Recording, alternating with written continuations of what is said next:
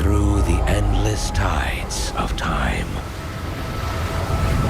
They've come to these mythical shores, seeking mastery over death itself. A cruel and beautiful paradise.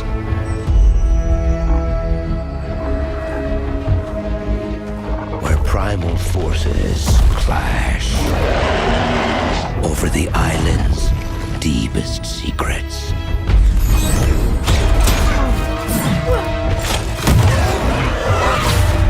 Where ancient mysteries awaken.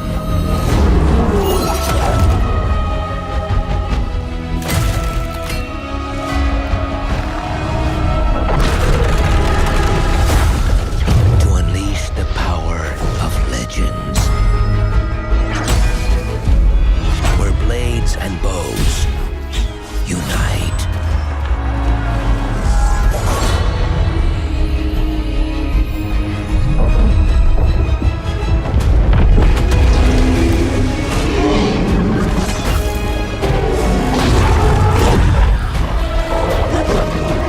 Where heroes are forged.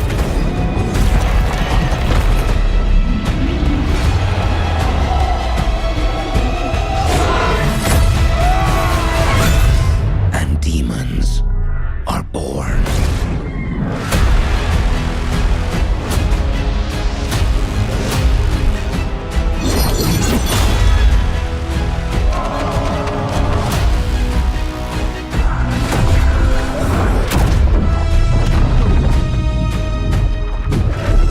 This is Aeternum.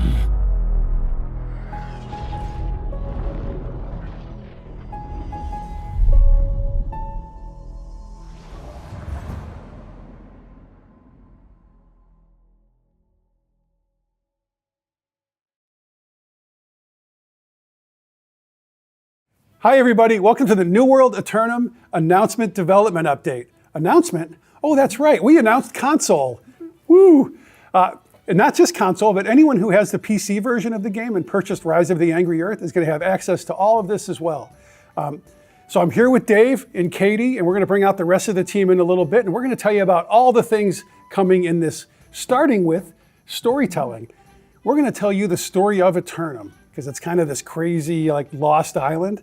And we're going to tell it through enhanced dialogue system, IGCs, pre-rendered cutscenes. And then we're going to do other things, Dave. Yeah, we're going to talk about navigating throughout the world, like this third-person, open roaming, mantling, jumping. What's great is it's like an open world you can explore. We're going to talk about the combat. It's action-based combat where, you know, distances, ranges, aiming, all that stuff matters. It's very kinetic feeling combat. Yeah, for sure. And we'll also talk about the soul trials, which after you've done your solo experience or, you know, group experience if you like, but this is really geared towards the solo player. So once you've solo experience through max level, you get to do this repeatable endgame content, which is super fun. We're going to dig into that. And then speaking of endgame, there's a big, broad endgame out there. So we're going to dig into the pieces of that. And I'm super excited for that section. Yeah, now we're going to talk about just, Katie mentioned it's a solo or a multiplayer game, and because of that, you know, we have a lot of effort on performance, making it performant for as many players as can get together or as few, and then a huge effort into just the overall quality of the game. So when you get it, the experience feels good. Now we're going to wrap it up by getting a bunch of the team members together, and we're going to talk about what's coming next. So why don't you just sit back, enjoy the ride, and have some fun. Hey everybody. I'm Rob, and this is Nathan and Charles, here to talk about storytelling and really what is the world of Aeternum from a narrative perspective. And of course, you know, this is an island, this is the island of legend. It's Eden, it's Shangri-La, it's Atlantis, it's a place, it's a magical, supernatural island that's in the world that's persisted across history. And players quickly learn here that like this is a place where you live forever. No one dies on Aeternum. But there's all kinds of, you know, magic and stuff that players are going to encounter as they come here from the old world. They set sail from the old world at the beginning of the game. And I think that kind of takes us into, you know, who are you? Right. Yeah. Tell me. Who are you, Charles? Yeah. No, who is the player? I think at the very beginning, the player is kind of the adventurer, the explorer, we kind of set it up so you can pick from your archetypes, because players come with different play styles from other games or other MMOs. So we wanted to kind of give the player a little bit of an open slate, but give them buckets to, like, I want to be a healer, I want to be a priest, I want to be a soldier, I want to be an explorer, I'm a ranger. And so there's like kind of a starting off point for the player to latch onto their character, but then you customize your character and make it kind of whatever you want from there. But everybody starts with that, like you're this adventurer on this boat sailing to this mythological, mysterious island, and it's sort of the game goes from there. Yeah, you're on this expedition to explore this fantastical island, and as you sail in, disaster, catastrophic storm strikes. Like, pretty dramatic moment that we've realized in cinematics, and like it's huge. What kind of stuff do you expect on this island? What can the player expect to discover or find as they go there? You're going to meet characters from history, you're going to meet cultures from history, you're going to encounter ancient Romans, ancient Egyptians, you're going to brush up against characters straight out of Arthurian legend, like Sir Galahad. You're going to brush up against characters who are from real world history, like Grace O'Malley, in fact, one of your early friends is a Irish pirate of some renown. And each of these characters really gets a lot of attention. Like, we've really worked hard on making these characters both fun and interesting, and then also realizing the way they show up on Aeternum, the way that whatever they brought to the island, and then the way they've reacted to the reality of this place where no one dies and where mythologies come to life. Those characters are pretty. I feel really good about the way the characters have come out. So I was going to add, there's also all the supernatural creatures and monsters and things you're going to have to deal with along. You meet these characters, but then they're part of these groups. Like the Corrupted is this horrible, dark, black, demonic stuff that seems to affect characters' minds, and it manifests in a bunch of ways. And then there's the Lost, and they're almost like zombies. They're sort of losing their soul and their sense of self, and they become these sort of husks. Mm-hmm. And then there's Angry Earth, which is like the plant life of the island sort of coming to life and manifesting as creatures that are trying to drive out all these invasive forces that are sort of taking over parts of the island. Mm-hmm. And there's a lot of range within that. All these different creatures you're going to sort of have to deal with and build different strategies and different armor and into sort of the nitty-gritty of game mechanics. And I think we do a really good job, actually, like bringing the player through in our kind of first player experience. I think it's quite really elevated. It's a cinematic experience, really. All these vignettes along the way that we've kept in game as well, and just breadcrumbing the player through the different parts of lore that are going to make more sense as they get past this process. But we did a good job with that. Mm-hmm. Shifting allies who become enemies, conflicts between the characters, like a lot of these come to life, especially in the ways that we've enhanced the storytelling since this game launched on PC a few years ago, where now we have cinematics, many of them. We have an enhanced dialogue system, like the conversation experience is way more cinematic than it used to be, and those characters come to life like never before. Yeah, and I think we've done actually quite an impressive job in using multiple mediums, I think, with our cinematics and cutscenes. We've got storybook, illustrative animatics, that I think are quite relatable, especially when we're exploring really old characters that are pulled from old literature. I think that's a really nice way to communicate that. And then we have our in-game cinematics too, that are bridging the narrative elements between our gameplay, and everyone knows what cinematics are. But I think I'm really proud with what we've done. Is we're really from talking to the players from old, you're really going to see a brand new experience here that's really lifted the narrative. I think it's great.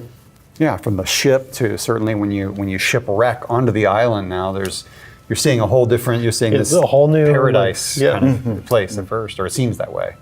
Yes, I would say it's like a whole new experience. The beginning of the game, I think, brings you into the story. It really sets up all the different factions and characters you're going to deal with. It sets up a lot of the initial mysteries that you're trying to figure out as a player. I think it sort of kicks the game off with a bang. So much effort's gone into this mission with New World Aeternum in lifting up the narrative systems in the game and the narrative as a whole. And I think we've really kind of reached high and have successfully got there. and you must have some favorite moments. Yeah, there's almost too many to list, but I think what we've done with some of the character introductions, and like Grace O'Malley pops to mind, like very near the beginning of the game, the players are going to bump into this Irish pirate named Grace O'Malley, and you walk up and she's on the top of her ship shooting left and right and killing corrupted as they come on her, and it's an awesome scene. And it really depicts who Grace is. She's kind of this badass. She's carrying on a conversation with you while it goes on, and that becomes, I think, part of why she's such a great buddy for the player as you go forward from here. And like that's just the tip of the iceberg, though. I mean, there's so many great character moments and characters that you get to meet, and I think we have a lot going on with all that. We're super excited for you to come in and experience the world of Aeternum, meet the characters we've created, experience this game that's radically different than what came out on PC 3 years ago. So come on in, have fun with us. All right, let's dive into combat navigation next. I'm joined by Maldo and JR. Let's start out with navigation. Tell us a little bit about what it's like to navigate in Aeternum. Sure, yeah. We actually just rebuilt navigation from the ground up for Aeternum. And that meant redoing all the animations. And the way the game controls is it's very much like other action RPGs that you've played. So you can run around in all directions, regardless of camera. It's not locked behind you. And the game features a lot of verticality, a lot of like ledges and things. So we also have there's like a traversal system. So we have like mantling, we have like vaulting over objects. And that was, just helps with like the smoothness of moving throughout the world. Nice. And the jump, have we done any work on the jump lately? Yeah, actually. So again, we also redid the jump, and that was largely because we have lots of jumping puzzles in the game. The world designers like to add lots of verticality, as I mentioned. And so there's lots of climbing, and there's lots of jumping on this narrow ledge sort of gameplay. And so we wanted to improve the jump, give it a little more control in the air to help out there.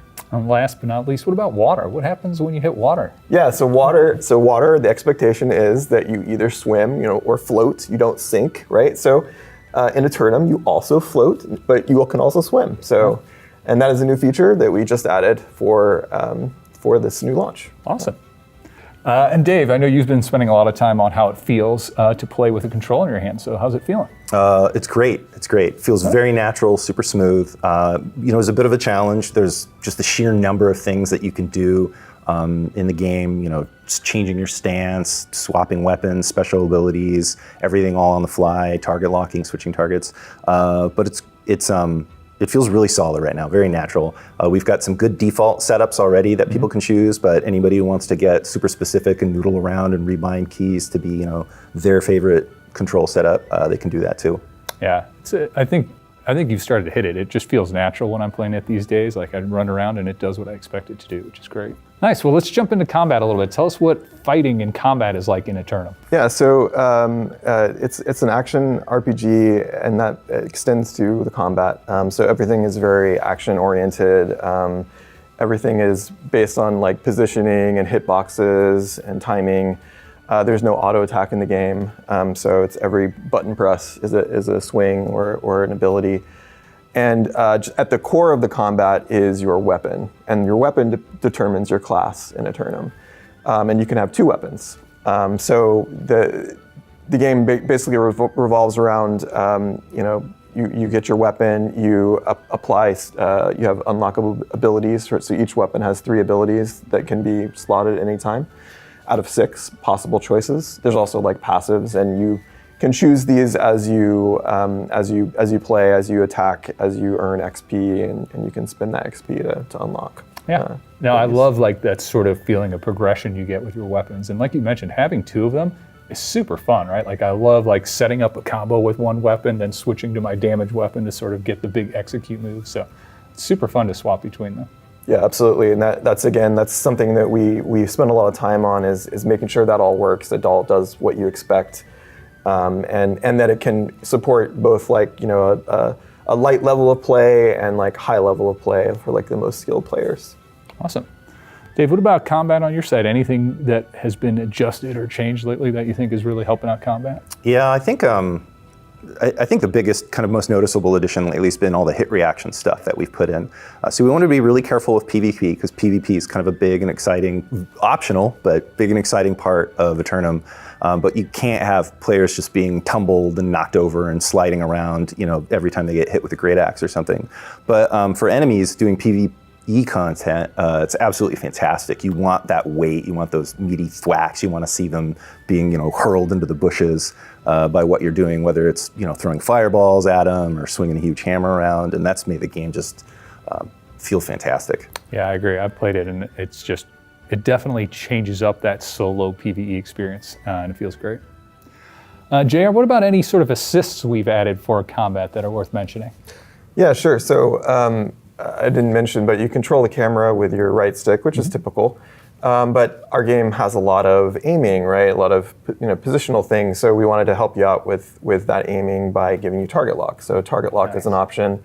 You can swap targets with the right stick when you're engaged in target lock. But target lock isn't like a win option. It's like there's like our projectiles still have travel time. So if your target's moving quickly, you might still miss. But we also targets the chest, right? So you don't get headshots. That's true. Yeah. So if you want headshots, you need to aim down sights and try to hit the head. But also worth mentioning is aim assist. So that was also something we added to help with aiming out both in and out of target lock.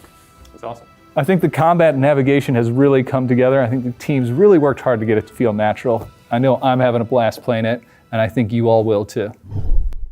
Let's dig into gathering in our trade skill system. I'm joined by Dan and Patrick. Dan, why don't you kick us off and sort of introduce us into how you get introduced into all this part of our game? Yeah, absolutely. New World is kind of a game where you do awesome combat and you do questing, but then there's also so many side activities. Right away in the game, you get a skinning knife and you hunt a boar and you cook it at a fire for food. You get another tool called a sickle, and you use that to harvest herbs nearby. The whole world, it's this kind of place where everything there is ripe for the taking, and you use it. And as you cut plants and cook things, your cooking skill goes up, your harvesting skill goes up. It's just kind of addicting all by itself, and you frequently just forget that you're questing, and you spend an hour it's great. One of my favorite is when you chop down a tree, right? Like I love going into an area and seeing someone have deforested the whole place. That loud, echoey, it's great. So Patrick, why don't you give us an overview of our trade skills? Like what types are there? How many are there? Give us an overview here. Yeah, for sure. So I think when looking at New World Aeternum's trade skills, there's 3 real pillars to look at. First, you have your gathering trade skills, so logging, mining, skinning, things of that nature, where you're going out in the world and you're finding resources and harvesting those resources. What's really cool about that is as you progress through the world, so too does the items that you're gathering. So instead of mining iron early on, later you're finding mithril or calcum, star metal, all these really cool looking nodes in the world to go find. So that's gathering. Once I've gathered a lot of cool resources, I bring them back to town. And when we're in town, we enter the refining part of the trade skill loop. So this is smelting, weaving, other trade skills that let you refine those goods you've gathered into usable goods for the crafting portion, which is the 3rd pillar here. That's the actual crafting part of trade skills. So outfitting, weaponsmithing, engineering, arcana, cooking, there's a number of other ones as well. All of these let me take those refined goods and craft them into really cool, usable items. And in most cases, these items are pretty powerful too. Yeah. So if you're entering gathering and crafting as a early game player, you're making some pretty, I don't know if we can say badass, but pretty badass gear that's going to really carry you throughout those levels and make you much more powerful. So it's super exciting. It's one of my favorite parts of our game.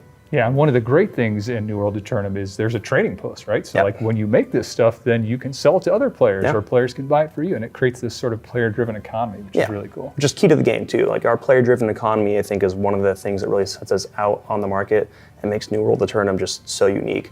So you can find your niche in that world as that crafter and make a ton of coin and become a very powerful person on your realm by going about and crafting. Awesome. Well, those are sort of some of the core trade skill. Any other ones you want to talk about, Dan, and highlight? Yeah, I mean, the system lets us do other cool stuff that's like we have musical instruments. you get a fishing pole, and like there's all these like beautiful bodies of water, and like you know the graphics look amazing. So the sun's setting over the water, and you're fishing. It's just like it's wonderful. There's riding, so you get your mount, and the more you ride your mount, and the more activities you do with your mount, your riding skill increases, which gives you speed and other power-ups. And then we're going to be talking a little more about endgame, but this crafting loop also plays into the endgame a little bit, doesn't it, Patrick? Yeah, crafting's massive with our endgame. We'll talk more about that later, but as an endgame crafter, you're creating some of the most powerful items in our game. Like I said, as you level up and increase your trade skill, it gets more powerful with you. So endgame crafting lets you create the best items in the game to exactly the specification that you want to create. It's a really cool way to tie kind of the broader world into a lot of those endgame activities that we'll cover later. Yeah, that control you get out of crafting is a big part of it. Yeah, it's big. And then one of the other pieces there too is the aptitude system. So the end of crafting, level 250, isn't the end of crafting. Now you can keep going and grind even more levels that will just never end. So I can become the most detailed crafter on my server in weaponsmithing and get great rewards out of that as well. Awesome. Well, thanks for joining in this deep dive onto crafting and gathering. I think, you know, what makes it special for me is like what you were talking about. Like, there's such a density in the world of New World Aeternum. There's always something to do. You can gather this, mine this. It keeps you busy. It's super fun. It's hard to stay on track. Yeah, There's so much stuff to do. Hey there, New World Aeternum players. I'm here to talk to you about Soul Trials. So you've already heard a little bit about our combat, and Soul Trials are where you get to put some of that combat to work. So what is a Soul Trial exactly? Well, if you like to play solo more by yourself than in any of our team fights, then Soul Trials are going to be really exciting for you. That's your opportunity to fight one-on-one with combatants in New World. And it's also a really good opportunity to showcase some of the Aeternum story. So I'm here with Rob, who's going to tell you a little bit about that. Yeah, what's so cool is, I mean, when we first started this, we were only able to do a couple of these, but like now we've got them in almost like all the big moments of the story have these great climactic fights where oftentimes you're facing up against characters you've met somewhere else in the world, and now you're having this showdown with them in this awesome instance, and they've got all these special moves, and there's a lot of challenge in the fight, and it's kind of cool because it's something that I haven't seen done in an MMO before. Yeah, and it takes you to a lot of different worlds. You get to go into the world of corruption, you get some heartbreaking moments, and a lot of different environments. There's a lot of artistic storytelling too. For sure. These are kind of like capstone spaces, I think, too, visually, because it's a very controlled space. You're going into this basically like one-on-one arena against whatever the bad is that you're facing. And I think we tried to really make them visually be that capstone as well. Like we really want to ratchet up that drama so it feels like this climactic moment that you have to deal with in the story, and then you progress on to the open world and do other things. But I think they got a lot of extra attention visually. And it's super exciting too, now that they are repeatable at endgame. Like you could play these things as many times as you like, which I think was something that we really wanted, since so much attention was put into making these fights interesting. Like to be able to replay them and kind of perfect your approach, I guess, strategically. Yeah. Even back to some of the ones that players may have missed. So if you're just joining us now and you didn't get a chance in some of the earlier seasons, some of the temporary trials are going to be coming back. So whether you're a new or returning player, you're going to get a chance to play all of those unique fights that we have to offer. Can you tell us a little bit more about the end game and some of the rewards you'll get from this Soul Trials? Yes, so Soul Trials are a really good chance to play a solo gameplay. You've got your expeditions and team fights, but you've also got really great gameplay just on your own.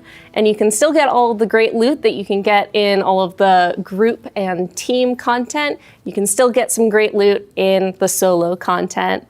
And as far as endgame goes, we're going to hand that off to the next group to talk about that. Patrick, why don't you kick us off with what is endgame? Yeah, so in New World, when you've reached level 65 and completed your main story quest, you enter the part of the game we call endgame. At this point, you're starting to chase higher gear score, go and conquer different challenges, harder content, and that's when the game really starts to open up to like a broad variety of activities. Yeah, that's what I like about it, because the story is a little bit more linear. You follow a set path, but when you hit endgame, like the choices are so vast. Absolutely. So Dan, why don't you talk a little bit about some of those early choices? So I just entered early endgame. What are some things I might be doing? Yeah, I would say so. The game kind of starts to open up a little bit just before you hit max. So like you'll get access to Outpost Rush. You'll get access to arenas. What is Outpost Rush for new players? Sure, Outpost Rush is so we have a few kind of instanced game modes on offer, both PvE and PvP. Outpost Rush is a PvP 20v20. Kind of like, capture the point in battle game mode. It's pretty cool. Then we have arenas, which that's 3v3 PvP. But like a lot of it's a lot more organic than just the instant stuff, obviously. So like, one of the things that I like to do is like once you kind of get to max level, then you kind of, start focusing on your skills. We have, I don't even know how many trade skills we have. You can max all those out. You can do musical performances and max those out. Fishing, you can go around the world and do elite chest runs. You can do portals. And what are portals? Because portals are fun if you're new to the game. Yeah, so portals are they're kind of cool because you see them in early game. Like the world just kind of turns red and tries to kill you all of a sudden. Then later, when you're like super powerful, you can come back to these random kind of like throughout the world. The kind of corruption takes over and starts to like invade your reality. And you can like take them on solo. You can try, or you can get a group and go in and farm them out for resources and cool gear. Yeah, what I like about that is there's something for everyone, right? If you're a total solo player, you got soul trials. If you want to play with big groups, you got things like invasions. If you want to play with a smaller group, you didn't mention much about the expeditions that are dungeon-like experiences. Yeah, that's another good example of like you start experiencing those through leveling, and then when you get to max level, then like they all become available. Nice. So let's say I've been playing a little bit now, Patrick, and I'm nearing more of like the mid to late end game. Tell me a little bit about that. Sure thing. So kind of going off that PvP, PvE split. As a PvP player, as Dan already mentioned, you have Outpost Rush, which is a great intro. If you want to take that a step further and really hone in on coordination, you hop into our War mode. This is 50v50, epic siege of a fort, and offers pretty great rewards. Other options for PvP players include the reward track. So all of the PvP you're doing gives you a PvP experience, which leads me to the PvP reward track, which has awesome rewards on it. Great opportunity to get gear up to gear score 700, some unique artifacts. And then on the PvE side of things, we have mutated expeditions. So those, the dungeon-like experience we just talked about. There's harder variants of that, so M1, M2, and M3. With M3 offering the very best gear for those experiences up to gear score 695 to 700. Really great opportunity to coordinate with a small group of people and take on a pretty difficult challenge as those change week to week. Other big opportunity there for the PvE side is the raid. So yeah, introducing New World's first linear raid, so 3 bosses, each boss progressively harder than the last, and they require pretty elaborate teamwork from a group of 10 players to get the highest gear score gear in the game, capping out at gear score 725. So the raid is a super unique experience, and I'm beyond excited for players to hop into that one. Yeah, it's super fun. Yeah. What about on the PvP side? Anything new else that you want to mention? There is a free-for-all area coming for the PvP experience. So this will be an opportunity to hop into this as a one-off player. It's very different from anything we've built in New World. This experience allows you to go kill other players, loot chests, kill enemies, and get what we call mystic doubloons out of it. Taking those doubloons to a shop lets you buy some of the best gear in the game, and it's a really thrilling experience, gets the heart going, and I'm really excited to see how players like it. Yeah, I think it's fun whether you want to be a killer and look for people, and also I'm more of like a gatherer. I love going around trying to get all the chests or gather stuff and then run out before someone gets me. Yeah, and I love to kill the people doing exactly that, so it's super fun. It kills me a lot. So Dan, I'm a new player. So much fun stuff to do. Is there any way to sort of help me find all this fun stuff? Absolutely. So, I mean, a lot of these, you can access these from the map as you explore through the leveling experience, but then also from the menu, there's a screen called Activity Finder, which kind of like, it's a one-stop shop for all these activity types, and it gives you access to the matchmaking pool, which, we have a few different varieties of how you can matchmake, including just like a, click, and then it enters the system and finds you a group to play with. Yeah, and now we have some actual matchmaking in some of the modes, like in arenas, which I think will be big. Yeah, it definitely is going to help a lot, make sure that the game is like kind of at your right challenge level. So what if I'm like not into all this power progression and up-leveling my gear? Is there anything for me to do in the endgame, Patrick? So everyone knows the most important endgame feature is fashion. So there's transmog. There's thousands of appearances in New World that I can go chase. When I get an item, I unlock that appearance in my collection, and then I can transmog that appearance into a wearable piece of armor that I can slot onto any piece of gear I have equipped. So if I really like this cool eye patch I find, I can transmog that and change any helmet I have into that cool eye patch. The other side of things is housing. Housing in New World is pretty robust, and we have a lot of really rare housing items, such as a goldfish bowl, that you can go find throughout the world. And if you find those, they're awesome collector's items. They sell for a ton of coin, and they're pretty prestigious items to find. So go and hunt down that cool fashion, that cool housing items, and it's an awesome solo end game right there. Awesome. Hey, well, thanks for joining me to talk about the end game. I really love this part about New World Aeternum. It's where the game opens up. You sort of get to find your own path. What do you like to do? I think there's something for everyone to enjoy here in the end game. Hey everybody, I'm Scott, and I'm joined today by Dave and Andy, and we're going to talk about the performance and quality improvements in New World Aeternum. So I think we can all agree, like, our game feels the most fun when you're playing with lots and lots of people in the world, and it feels full and populated. What are some of the things we've been working on to give us that feeling when you're playing the game? Sure. So first thing, we're adding crossplay support to console. It's going to roll out on Xbox and PlayStation. And really what this is going to do is make the worlds feel more alive. You're going to be able to play with your friends on multiple platforms. You're going to be quest with them, play together on everything you would be able to do on PC. So we think, with crossplay being reintroduced with console, it's going to feel like a great experience. Nice. And so when we have all these Xbox and PlayStation and PC players playing together, we need to make sure that we can put them all in the same world and stuff. So what kind of tech have we added to help with kind of like our population density? So we've added both tech to get you into the game faster, so that we can eliminate any queues at the beginning of the game to get people in there, as well as tech to allow players to be a lot more dense, so you can have more people in combat at the same time in the same area. All right, so then the queuing tech that you're talking about, like, it's going to apply no matter how many people are waiting to play. We're going to be able to get them in right away.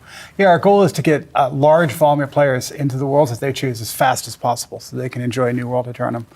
And if that world's not available, then we're going to allow you to select the world of your choice so that you can immediately play the game. That's awesome.